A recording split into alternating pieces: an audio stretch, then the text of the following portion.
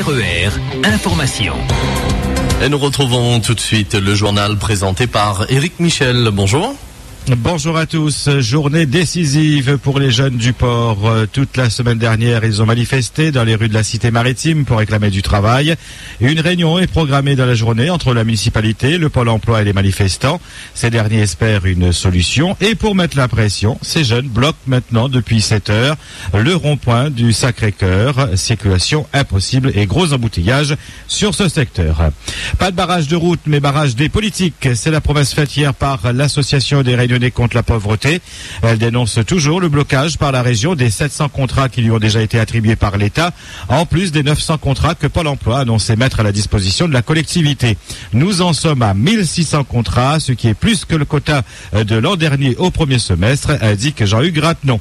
Le collectif Emploi Vert en danger se réunit aujourd'hui pour décider des futures actions à mener. Jean-Hugues Rattenon qui a profité de l'occasion pour répondre à la plateforme des associations Emploi Vert qui, vendredi dernier, lui reprochait de critiquer uniquement la région. Le président de la RCP a révélé que l'un des dirigeants de cette plateforme bénéficie d'un salaire de la région, ce qui lui fait dire que c'est la plateforme de Didier Robert et non plus des Emplois Verts. Qui a un logo de l'UMP en couverture de sa page Facebook, se demande encore Jean-Hugues Rattenon, faisant allusion à Gérard Agathe. Tant qu'ils continueront, ce n'est pas demain à la veille que ce problème des Emplois Verts va être réglé.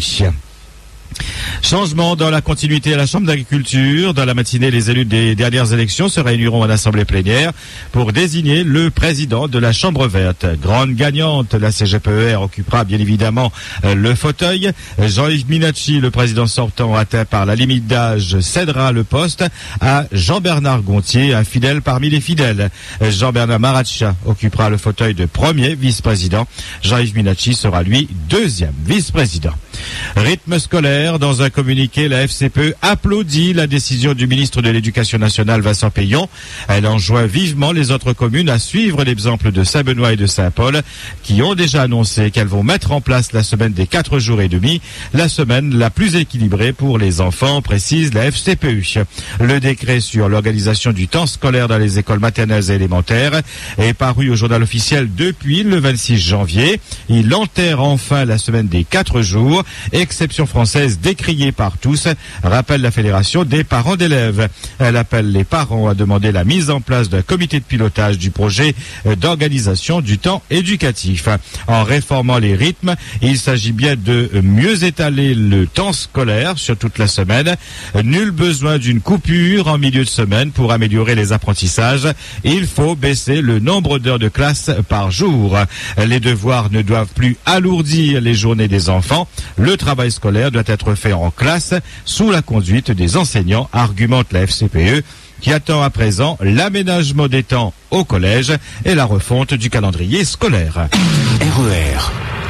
Nous continuons aujourd'hui à parler de la radio. Depuis vendredi, vous vous exprimez sur la grille de programme de RER, ce qu'il faut améliorer, ce qu'il faut faire aussi pour les 30 ans de la radio. Croyez bien que nous enregistrons très bien toutes vos suggestions. Invité du journal de vendredi à 7h15, notre directeur d'antenne, Eric Hassani, vous a bien expliqué notamment pourquoi toutes les radios enregistrent une baisse de leur audience. Un plus grand choix sur la bande FM est offert aux auditeurs. De 42 radios il y a un an, on en est aujourd'hui à 56. Un éventail plus large qui n'est pas sans conséquence. On vous en parlait ce week-end, des grosses difficultés de Antenne Réunion Radio. Elle a perdu plus d'1 million d'euros et doit aujourd'hui licencier, proposer des mi-temps, supprimer les reporters terrain, arrêter son partenariat avec RMC, etc., etc. Mais le cas d'Antenne Réunion Radio n'est pas le seul. D'autres radios rencontrent aussi des difficultés financières. Pour la simple et bonne raison, comme le prévenait d'ailleurs Eric Hassani depuis l'année dernière dans une tribune libre dans le journal de l'île de la Réunion, que le marché publicitaire n'est pas extensible. Un gâteau pour 42 radios au départ doit être partagé avec 56 maintenant. Vous êtes d'accord que les parts sont maintenant plus petites.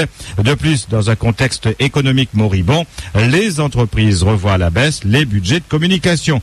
Ces inquiétudes ont été exposées à l'autorité régulatrice de la bande FM, le Conseil supérieur de l'audiovisuel. Pour beaucoup, le CSA est en effet responsable des difficultés des radios. En tant qu'autorité chargée de réguler le nombre de stations, elle aurait dû prendre en compte cet élément majeur dans sa réflexion.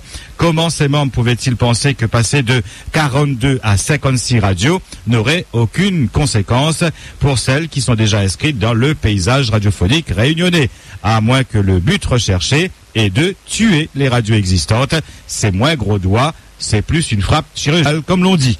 À croire que certaines ne tirent pas les leçons du passé, on a encore en mémoire les tristes événements du Chaudron de 1991. Pourquoi le CSA se permet-il ces décisions qu'il ne prend pas en métropole? Car sur aucun autre territoire équivalent en nombre d'habitants, il y a autant de radios. Pourquoi, comme pour les médecins ou pour les pharmacies, le CSA ne se fixe pas comme règle un nombre de radios en proportionnel avec le nombre d'habitants? À moins, comme certains l'affirment, la dernière attribution de fréquence s'est faite entre et pour des amis. Sinon, comment expliquer que certaines radios ont obtenu toutes les fréquences qu'elles souhaitaient et que pour d'autres, ça se limitait à une micro-région ou à une zone quasi désertique? On peut aussi s'interroger sur le rôle du CTR, le comité technique radiophonique basé à La Réunion. Qui mieux que lui pourrait éclairer les membres du CSA à Paris, qu'il représente ici? Ou il n'a rien dit, ou alors il ne pèse pas grand-chose. Cette politique imposée depuis Paris doit cesser. Paris commande pas nous, pour reprendre une expression d'un homme politique bien connu à La Réunion. Ça doit être ça aussi, le changement. Maintenant, votre question d'actualité aujourd'hui, on continue le débat. Trouvez-vous sérieux que le CSA autorise autant de radios à La Réunion? Pensez-vous que certaines décisions de certaines autorités et administrations sont entachées de favoritisme? Vos réactions en direct sur le 47 33 33 et le 47 34 34 à 9h, 11h et 17h, ou encore sur notre site internet www.rer.ru. RER. Accident dans la courbe de la Jamaïque en direction de Sainte-Marie. Depuis 7 heures, une voiture est sur le toit. Une femme est médicalisée actuellement par les secours. Embouteillage signalé sur le secteur. Soyez prudents. Insensé ce qui s'est passé ce matin vers 5 heures sur la route. Une femme au volant de son véhicule a roulé avec des pneus crevés depuis la 4 voies du tampon. À Pierrefonds, elle a perdu le contrôle de son véhicule qui était allé percuter des plots, mais elle a continué à rouler même avec des plots coincés dans les roues.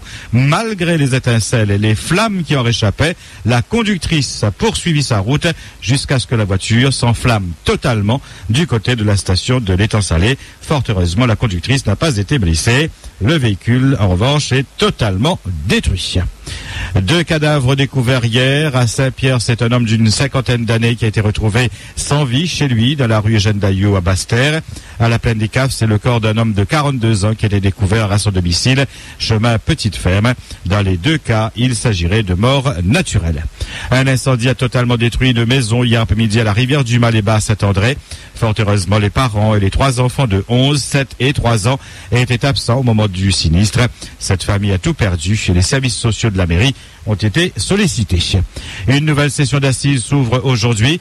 Premier à comparaître, un ancien prof de philo âgé de 70 ans, poursuivi pour les viols sur ses 2 filles encore mineures à l'époque des faits.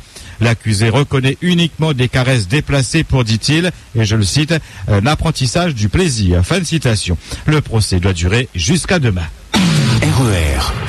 En football, le Paris Saint-Germain s'est incliné devant Sochaux 2-3 hier soir lors de la 25e journée de la Ligue 1. Le club de la capitale n'avait plus perdu depuis le 1er décembre dernier. Lyon, qui a humilié Bordeaux 4-0, est toujours deuxième et revient à 3 points des Parisiens. Reims et Saint-Etienne ont fait match nul 1 partout. Au classement, premier PSG 51 points, deuxième Lyon 48 points et troisième Marseille 46 points. RER. 8h10 sur RER, c'est la fin de cette édition de ce 5-8. Merci à tous de votre attention. Bon début de semaine. RER, la radio qui vous transporte sur toute l'île.